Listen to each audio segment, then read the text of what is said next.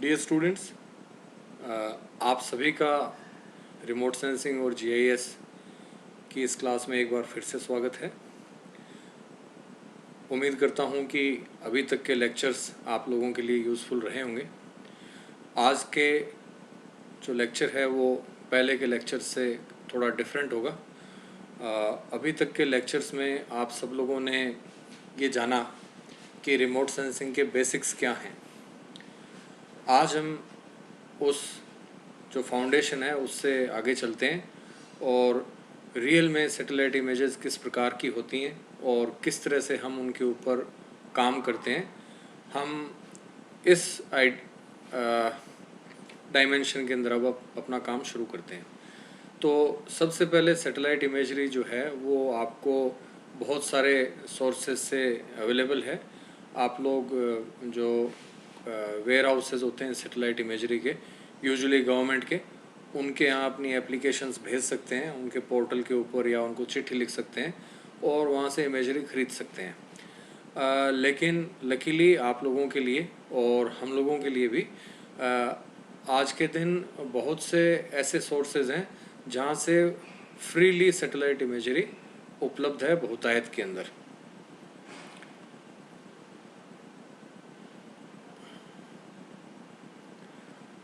तो और जो सैटेलाइट इमेजरी उपलब्ध है वो बहुत ही वैरायटी की है। वैरायटी से तात्पर्य उसका स्पेशल रेजोल्यूशन में बहुत वैरायटी है, उसके टेम्पोरल रेजोल्यूशन में बहुत वैरायटी है, उनके रेडियोमेट्रिक रेजोल्यूशन में बहुत वैरायटी है। हम लोगों ने रेजोल्यूशंस के बारे में पहले भी बात की हुई है। मैं एक बार फिर से आपको बता देता हूँ, आप लोगों को रीओरिएंट करने के लिए। रेजोल्यूशन शब्द आया है रिजोल्व करने से। रिजोल्व का मतलब है कि किसी चीज़ को सॉल्व करना, उसका आंसर निकालना, किसी प्रॉब्लम को सॉल्व करना। तो स्पेशल रेजोल्यूशन से तात्पर्य है कि सैटेलाइट जो भी पिक्चर लेगा कितने बड़े एरिया की, लेट से कि उसने 50 किलोमीटर बाई 50 किलोमीटर की एक इमेज ली किसी क्षण के अंदर, तो अब 50 बाई 50 किलोमीटर से सैटेलाइट के पास एक सिंगल सिग्नल जा रहा है, या वो इस 50 बाई 50 किलोमीटर को बहुत से अंशों में तोड़कर उसकी इमेज ले रहा है। नॉर्मली अगर आपका कैमरा भी अगर एक सिंगल शॉट के अंदर इमेज लेगा और उसको ब्रेक नहीं करेगा तो आपकी जो हैंडहेल्ड कैमरा से आने वाली पिक्चर भी बहुत ब्लर्ड होगी, आपको उसमें से कुछ भी समझ नहीं आएगा। इसलिए उस कैमरे की क्वालिटी कैसी होती है उसका पता चलता है आपको मेगापिक्सल से। मेगापिक्सल से तात्पर्य है कि पर स्क्वायर इंच या पर स्क्वायर सेंटीमीटर कितने सारे पिक्सल्स हैं, प्रत्येक पिक्सल के ऊपर एक अलग रिकॉर्डिंग हो रही है। तो स्पेशल रेजोल्यूशन से तात्पर्य है कि 50 बाई 50 किलोमीटर का यदि एरिया है तो उसको कितने रेक्टेंगुलर बॉक्सेस के अंदर तोड़ के एक इमेज बनाई जा रही है। जितने ज़्यादा रेक्टेंगुलर बॉक्स उसके होंगे छोटे साइज़ के, उतना ही उसका स्पेशल रेजोल्यूशन ज़्यादा होता है। तो कुछ सैटेलाइट इमेजरी इस तरह की आती है, जैसा कि हमने पिछले लेक्चर में बात की थी जियो स्टेशनरी सैटेलाइट्स, तो उनका नॉर्मली रेजोल्यूशन होता है 5 बाई 5 किलोमीटर, यानी हर 5 बाई 5 किलोमीटर के एरिया से वो जो भी सिग्नल आता है उसको एक पिक्सल यानी पिक्चर एलिमेंट के रूप में रिकॉर्ड करता है। जो सन सिंक्रोनस सैटेलाइट्स हैं उनका स्पेशल रेजोल्यूशन बेहतर होता है। अभी मैं बताऊंगा बेहतर से तात्पर्य क्या है। उनका spatial resolution 250 metre by 250 metre हो सकता है, उनका spatial resolution 70 metre by 70 metre हो सकता है, 150 मीटर बाय 150 मीटर हो सकता है, ये spatial resolution 30 metre by 30 metre हो सकता है, 15 मीटर बाय 15 मीटर भी हो सकता है, 5 मीटर बाय 5 मीटर भी हो सकता है। कुछ सैटेलाइट ऐसे हैं जो 1 मीटर बाय 1 मीटर का स्पेशल रेजोल्यूशन सप्लाई करते हैं, और कुछ सैटेलाइट्स हाफ मीटर या स्पाई सैटेलाइट्स हैं वो उससे भी छोटा स्पेशल रेजोल्यूशन ऑफ़र करते हैं। तो अब आपको लग रहा होगा कि 5 बाई 5 किलोमीटर का पिक्सल अच्छा होता है, मगर ये कुछ स्केल, जिस तरह से मैप का स्केल है उससे आप लोग वाकिफ़ हैं, उससे रिलेटेड सी प्रॉब्लम है। यदि किसी मैप का स्केल है कि 1:10 लाख, तो उसके अंदर मैप में जो डिटेल है वो काफ़ी कुछ डिटेल मिक्सड अप होगी, और यदि मैप का स्केल है 1:500 या 1:1000, तो उस 1:1000 का जो स्केल का मैप है उसमें तो आपको हर ट्री, हर प्लांट, छोटी से छोटी चीज़ उस इलाके में जो है वो नज़र आएगी।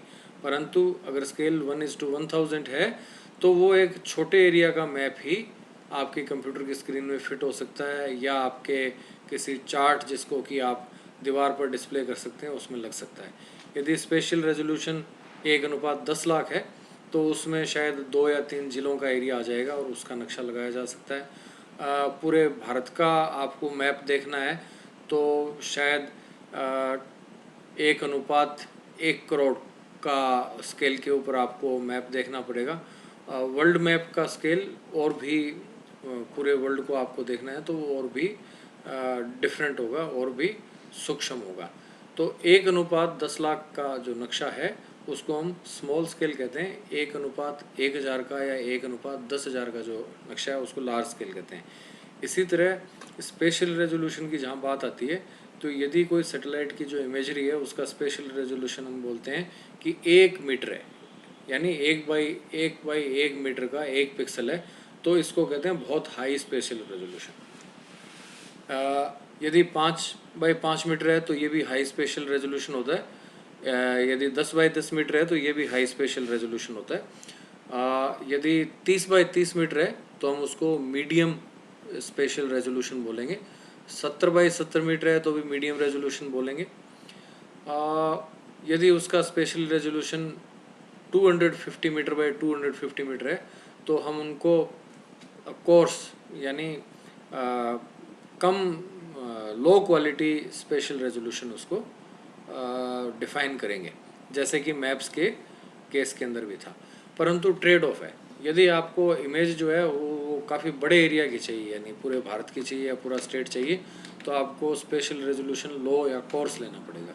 यदि आप एक गांव की या आप अपने कॉलेज की डिटेल की इमेज देखना चाहते हैं या अपने सिटी सेंटर को या केएम रोड के एरिया को देखना चाहते हैं तो आप चाहेंगे कि हाई स्पेशल रेजोल्यूशन की इमेज मिले, जिससे आप अलग अलग घरों की छतों को या अलग अलग जो वहाँ स्ट्रक्चर्स हैं उनको आइडेंटिफाई कर पाएँ। तो ये ट्रेड ऑफ है। दूसरा ट्रेड ऑफ रेजोल्यूशन के मामले में होता है टेम्पोरल, यानी सैटेलाइट्स को अक्सर बात जब करते हैं तो हमेशा ये बोला जाएगा कि ये कॉस्ट इफ़ेक्टिव होते हैं। कॉस्ट इफ़ेक्टिव का मतलब क्या है कि थोड़े थोड़े समय के बाद में रिपीट इमेजरी इनसे मिलती है और बहुत सस्ते में मिलती है। कॉस्ट इफ़ेक्टिव कंज्यूमर के लिए या जो रिसर्चर है उसके लिए या जो उस डेटा को यूज़ करेंगे उनके लिए।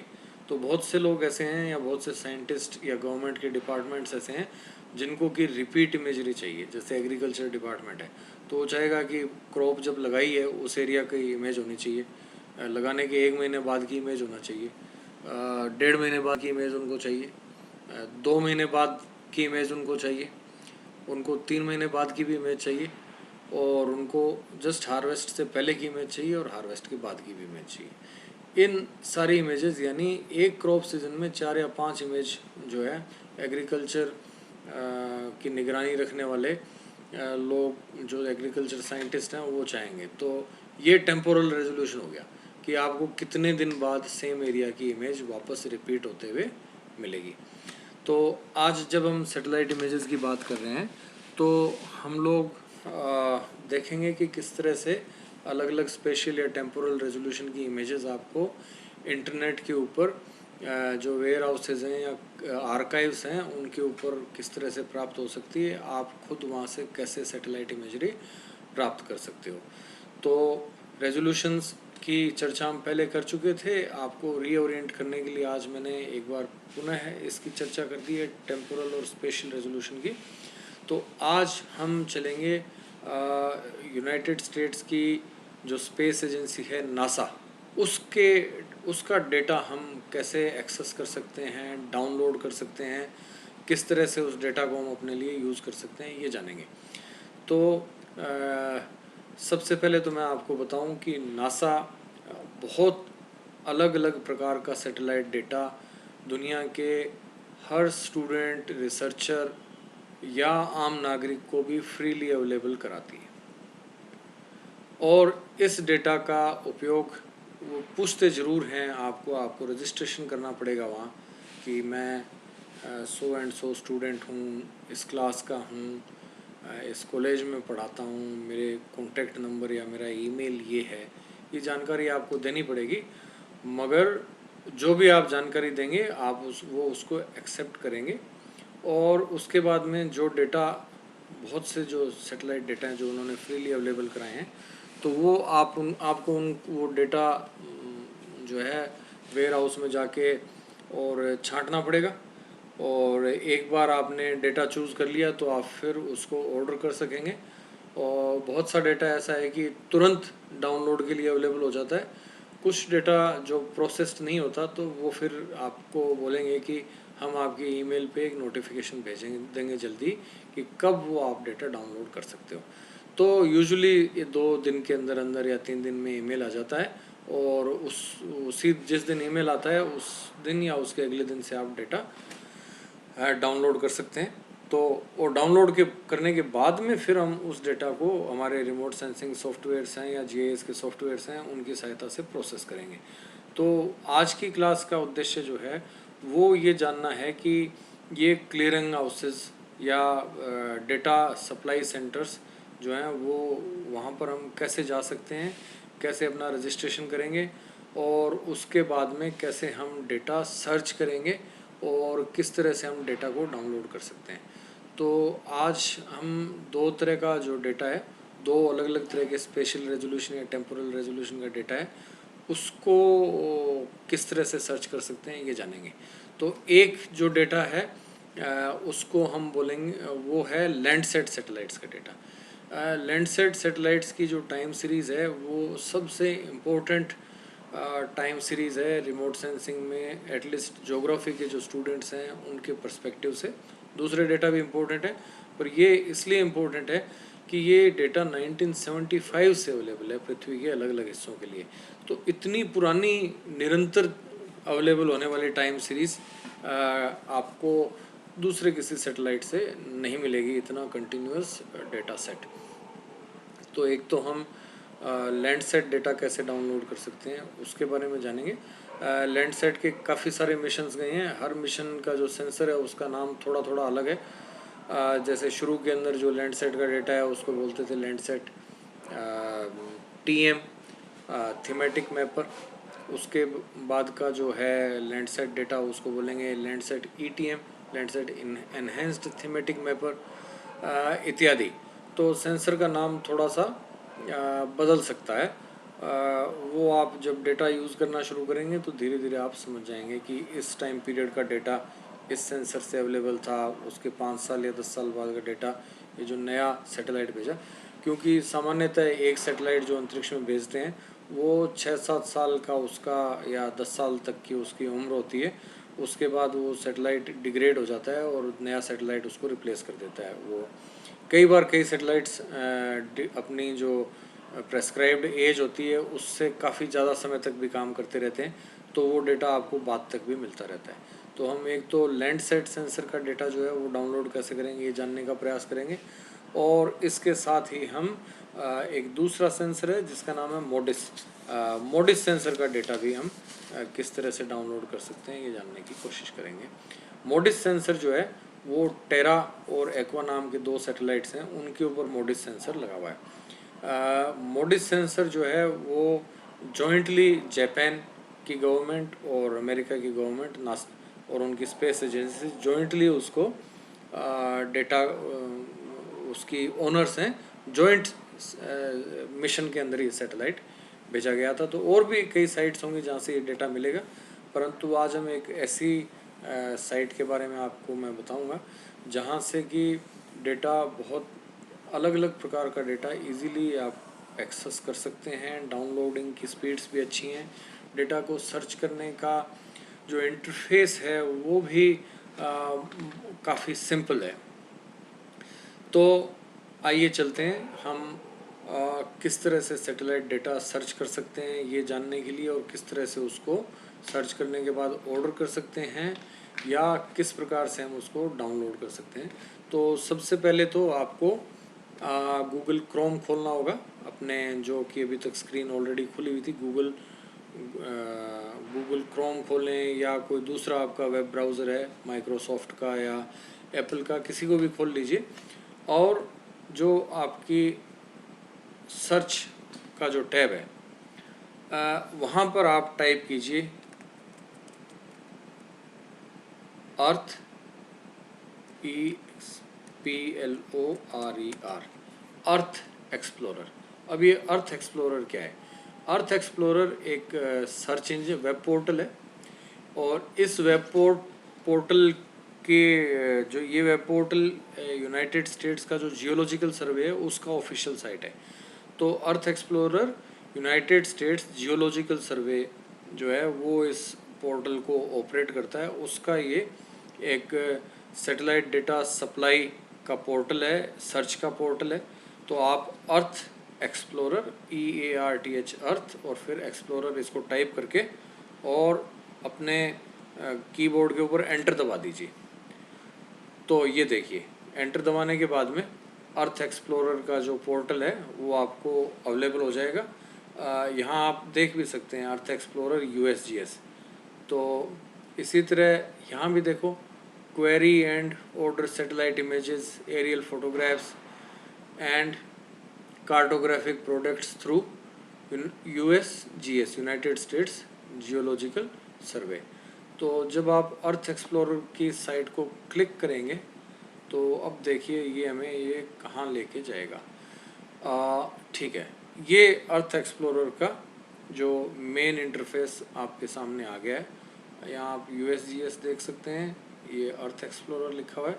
ये देखिए सर्च क्राइटेरिया, ये डेटा सेट्स, कौन कौन से डेटा सेट हैं, एडिशनल क्राइटेरिया, रिजल्ट्स इत्यादि अलग अलग टैब बनी हुई हैं। परंतु सबसे पहले जो इम्पोर्टेंट चीज़ है वो है कि इसके अंदर लॉगिन करना। तो लॉगिन करने के लिए आप लॉगिन का बटन दबाएं। मैं इस बटन को इसलिए एक्सेस कर पा रहा हूँ कि ऑलरेडी जो है मेरा अकाउंट इसके अंदर बना हुआ है। यदि आपका अकाउंट नहीं बना हुआ है तो लॉगिन के अलावा यहाँ एक टैब और आएगा रजिस्टर। तो आपको शुरू में वो टैब दबाना है रजिस्टर, और एक बार आप जब रजिस्टर दबाएंगे तो वो आपसे कई तरह की इन्फॉर्मेशन मांगेगा। आपका नाम मांगेगा, आप का स्टेटस मांगेगा, आप स्टूडेंट हैं, रिसर्चर हैं, टीचर हैं, नॉर्मल सिटीज़न हैं, आपका कौन सी ऑर्गेनाइजेशन में काम करते हैं, आपका एड्रेस क्या है उसको मांगेगा, कांटेक्ट कैसे किया जा सकता है आपसे। इसी तरह से वे लोग आपका ईमेल मांगेंगे जिसके ऊपर आपको नोटिफिकेशंस भेज सकें। फॉर एग्जांपल आपने सैटेलाइट डेटा ऑर्डर किया है, वो डेटा राइट नाउ अवेलेबल नहीं है या उसकी कुछ तरह की प्रोसेसिंग करनी है, तो वो आपको आपके ईमेल के ऊपर नोटिस भेजेंगे। तो वहाँ पे आप रजिस्टर कर लीजिए, सिंपल है। एक आधी चीज़ आपको शायद समझने में थोड़ी डिफ़िकल्टी हो तो उसके लिए आप मेरे को फ़ोन भी कर सकते हैं, मगर वो डिफ़िकल्टी आपको आएगी कि आप किस पर्पज़ के लिए इस डेटा को यूज़ करेंगे। तो आप उसमें लिखेंगे कि एजुकेशनल, तो वो बोलेंगे आप टीच करेंगे या तो एजुकेशनल या लर्निंग एज ए स्टूडेंट आप उसमें रजिस्टर करें। रिसर्च के लिए भी आप टैब दबा सकते हैं और फिर वो ऑप्शन मांगेगा कि आपकी रिसर्च किस एरिया की है। तो वो ऑप्शन जब आएगा कि किस एरिया की रिसर्च है, तो चूँकि आप ज्योग्राफी के स्टूडेंट्स हैं तो आप उसमें क्लिक कर सकते हैं land use change, land cover change या क्लाइमेट रिसर्च या फॉरेस्ट रिसर्च, एग्रीकल्चर रिसर्च। सामान्यतः लैंड यूज़ लैंड कवर जो है वो हम लोग उस तरह के काम काफ़ी करते हैं। तो land use land cover change, इसको आप टैब को क्लिक कर दें, उसको रजिस्टर कर लें। रजिस्टर होने के बाद में वो वहाँ से बोलेगा कि आपका एक लॉगिन आईडी बना लो और आपका एक पासवर्ड बना लो। पासवर्ड में वो वहाँ इंस्ट्रक्शंस होंगी कि किस तरह का पासवर्ड होना चाहिए, कितने न्यूनतम शब्दों का, क्या क्या उसके अंदर जो डेटा है उसमें क्या क्या चीज़ें रहेंगी, कि कोई स्पेशल कैरेक्टर्स रहेंगे, कैपिटल लेटर होने चाहिए नहीं होने चाहिए। खैर मेरा जो लॉगिन है वो बना हुआ है, तो मैं जाऊंगा लॉगिन के अंदर। लॉगिन में जाते ही ये आपसे बोलेगा साइन इन करो। तो साइन इन करने के टाइम हम अपना जो नाम भरेंगे और उसके बाद में ये आपसे पासवर्ड मांगेगा, तो आप उसमें पासवर्ड डाल सकते हैं।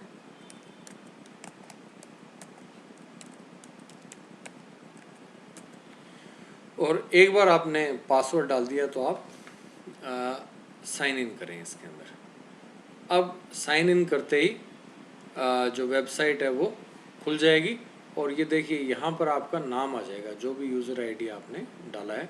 इस बटन को दबा के आप लॉग आउट भी कर सकते हैं।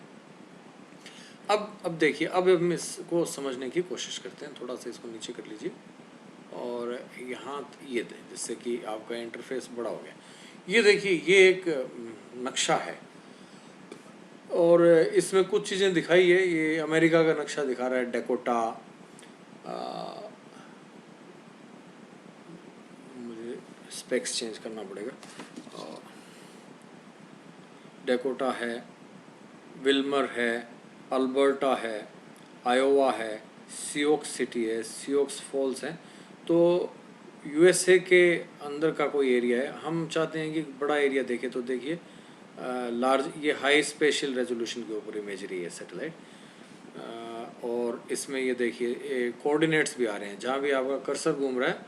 तो लेट से मैं सियोक्स फॉल पे इसको ले गया, तो ये दिखा रहा है कि 43 डिग्री और 28 मिनट्स और 59 सेकंड नॉर्थ तो इसकी लैटिट्यूड है, और 96 डिग्री 42 मिनट्स और 48 सेकंड्स वेस्ट।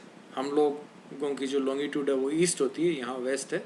तो ये इसकी लैटिट्यूड लॉन्गिट्यूड इस स्थान की है।